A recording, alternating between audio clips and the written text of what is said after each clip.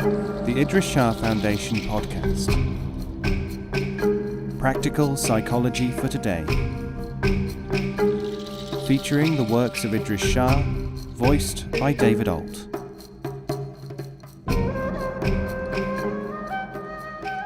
Welcome to the Idries Shah Foundation Podcast. In this edition of the podcast, we will hear selections from The Elephant in the Dark by Idries Shah. This audio is made available by the Idries Shah Foundation. One of the earliest parts of Islamic history, the emigration of the persecuted to Abyssinia, contains in full measure clear indications of a strong appreciation of, and gratitude for, the surrender to God as being essential and, where circumstances require it, total, come what may. 94 Muslim families had emigrated to Abyssinia by AD 615, 5 years after Muhammad's first call. In early Islamic history, a most dramatic and widely studied part of the development of the community of the Muslims concerns the dialogue, cooperation, and understanding between two extraordinarily important communities, one Muslim, the other Christian, which illustrates the appreciation by a far-sighted and noble Christian king of people who surrender to the will of God, and the consequent preservation of a significant portion of the infant community of Islam. This concerns the sheltering and encouragement of the early Muslim refugees from the idolaters by the Christian king of Ethiopia. The most ancient Islamic histories, embodied in the authoritative Life of the Prophet, Ibn Ishaq's Sirat Rasul Allah, Life of the Messenger of God, goes into considerable detail on this determining event, quoting verbatim from the survivors. During the early days of Muhammad's preaching, his followers were subjected to severe persecution by the Meccans, notably by the tribe of Quraysh, guardians of the idol house. Then the Quraysh showed their enmity to all those who followed the apostle. Every clan which contained Muslims attacked them, imprisoning them and beating them, allowing them no food or drink, and exposing them to the burning heat of Mecca. Abdullah ibn Abbas reported, "They used to beat one of them, depriving him of food and drink so that he could hardly sit upright because of the violence they had used on him, so that in the end he would do whatever they said." Muhammad advised his followers to go to the Christian land of Abyssinia, saying, "The king will not tolerate injustice." This and other extracts from Professor A. Guillaume's English translation, Oxford University Press, 1955. Ibn Ishaq died in AD 767. Now the Quraysh sent costly presents with two of their representatives to Abyssinia to secure the return of the Muslims, who meanwhile had been received kindly by the Negus and allowed to practice their religion. These ambassadors went to the generals of the Negus and said, "Some foolish fellows from our people have taken refuge in the king's country. They have forsaken our religion and not accepted yours, but have brought in an invented religion, which neither you nor we know anything about. Our nobles have sent us to the king to get him to return them." The generals agreed to report to the king and took him the presents, which he accepted. They advised the Negus to surrender the refugees without examination, saying that the polytheists knew better about the character of their own people. The Negus was enraged and said, "No, by God, I will not surrender them. No people who have sought my protection, settled in my country and chosen me rather than others shall be betrayed, until I summon them and ask them about what these two men allege." Then he summoned the apostles' companions, and when his messenger came they gathered together, saying to one another, "What will you say to the man when you come to him?" They said, "We shall say what we know, and what our prophet commanded, come what may."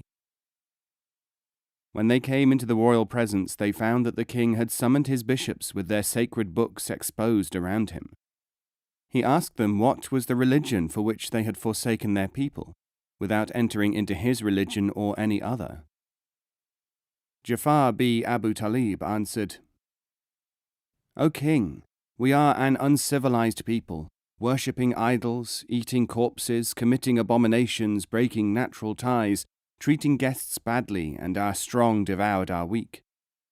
Thus we were, until God sent us an apostle whose lineage, truth, trustworthiness, and clemency we know.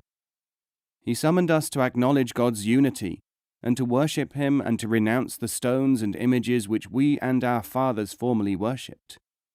He commanded us to speak the truth, be faithful to our engagements, mindful of the ties of kinship and kindly hospitality, and to refrain from crimes and bloodshed. He forbade us to commit abominations and to speak lies, and to devour the property of orphans, to vilify chaste women. He commanded us to worship God alone, and not to associate anything with him, and he gave us orders about prayer, almsgiving, and fasting. One of the Muslims, at the king's request, then read a passage from the 19th chapter of the Quran. The negus wept until his beard was wet, and the bishops wept until their scrolls were wet. Then the negus said, "Of a truth, this and what Jesus brought have come from the same niche. You too may go, for, by God, I will never give them up to them, and they shall not be betrayed." In Ethiopia today, according to the International Yearbook and Statesman's Who's Who, 1/3 of the population is pagan, 1/3 Christian, and the remaining third Muslim. London's Burke's Peerage 1971 edition, official population estimate 23 million. Estimates vary between 15 and 28 million. One gives a total of 21.8 million, with 13.08 million as Muslims. World Muslim Gazetteer, Karachi, World Muslim Congress, 1964.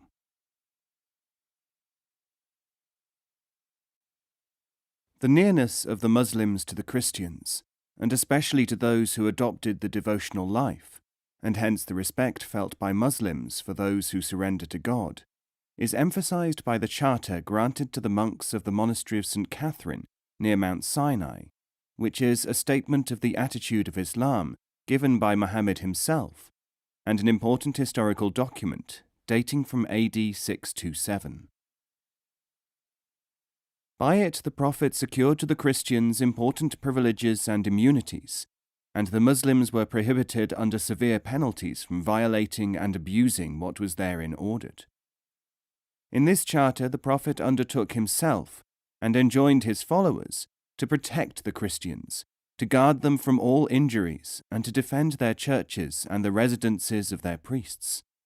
They were not to be unfairly taxed, no bishop was to be driven out of his bishopric, no Christian was to be forced to reject his religion, no monk was to be expelled from his monastery, no pilgrim was to be detained from his pilgrimage, nor were the Christian churches to be pulled down for the sake of building mosques or houses for the Muslims. Christian women married to Muslims were to enjoy their own religion, and not to be subjected to compulsion or annoyance of any kind on that account. If the Christians should stand in need of assistance for the repair of their churches or monasteries, or any other matter pertaining to their religion, the Muslims were to assist them. Amir Ali Syed, A Short History of the Saracens, London, Macmillan, 1949 edition.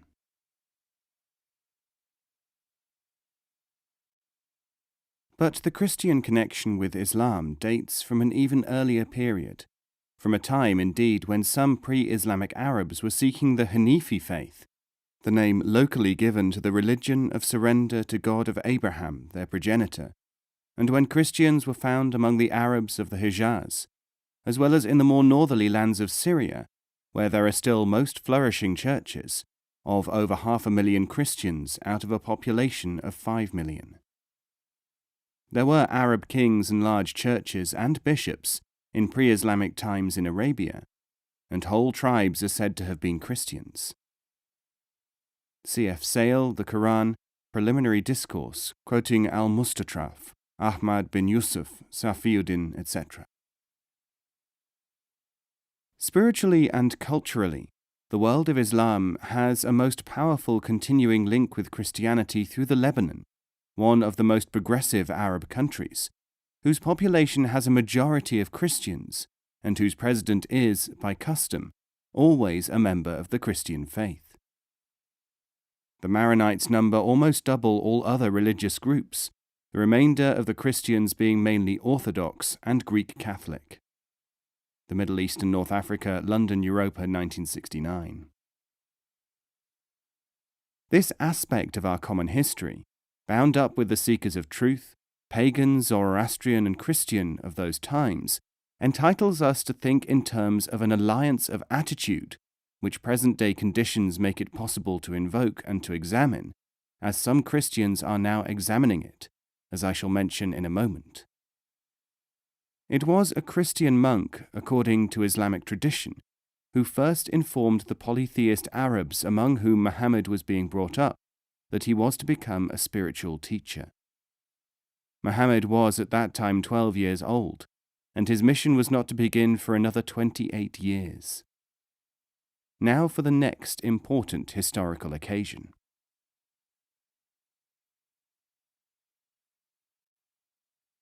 When the Mecca trading caravan of Abu Talib, uncle of Muhammad, was moving towards its Syrian destination, it passed the Christian monastery of Jabal Harun, where a certain revered Christian monk, Bahira, worshipped, performing his devotions and dedicating his life to God. One day, breaking his ordinary custom, Bahira, to the perplexity of the caravaneers, invited them all to a feast at his monastery. Bahira did not explain his reasons to them, but looked at them all one by one, and then asked, "Is there any one of your number who did not accompany you tonight?" "Yes," they said, "there is one, a young lad of 12 years of age, whom we left in our tents below, too young to accompany us." Muhammad was born on the 29th of August, 570 of the Christian era. Bahira insisted that he be brought and said to him, "Young man, I have a question to ask. Will you answer it by Lat and Uzza, your great gods of stone?" The youth answered, "Do not address me in the name of idols, for I owe no allegiance to them, but ask me in the name of God, and by God I shall answer you." Bahira asked him many things, and finally turned to Abu Talib and said, "This is no ordinary man, this Muhammad, thy brother's son. He shall be a prophet. Heed my words and watch over him with constant care. Thy charge is precious to humanity." Shah Sardar Iqbal Ali, Muhammad the Prophet, London, Wright and Brown, 1st edition, 1932.